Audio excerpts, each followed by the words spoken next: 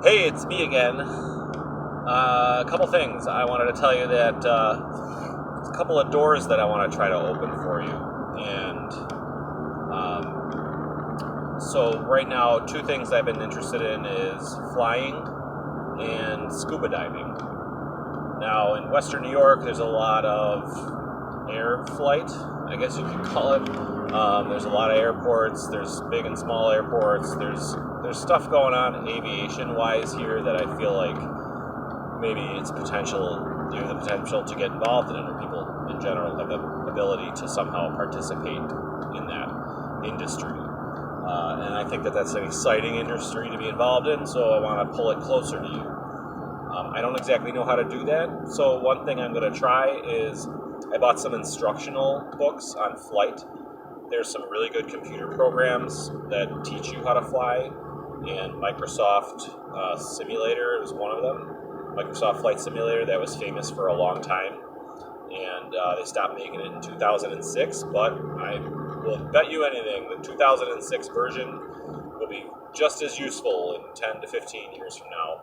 And so I'm hoping they have a new version of that. But I'm going to learn the basics of flight, and not only flight, but how to teach flight. I bought this book about it actually is like an addition for the flight instruction that you get from the Microsoft Flight Simulator.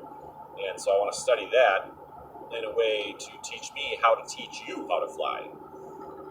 So again, I don't know exactly how to walk through that door with you. Flight lessons are very expensive. But I feel like by learning about the industry and by learning actual flight skills and how to teach that has to have some kind of impact on at least bringing that door closer to you so that you may one day open it. So the same thing with scuba diving. This area, one good thing to take advantage of this area is the fact that there's a lot of scuba diving going on. There's scuba lessons. Believe it or not, there's actually quite a bit of scuba activity in the lakes, the Great Lakes. And there's a lot of interesting things to dive to. There are shipwrecks in this area. There are shipwrecks in Lake Erie. There are shipwrecks in the Great Lakes. And they're actually very well preserved because there's no salt water. There's mussels on everything. But the fact that the ships don't rust and they're more well preserved.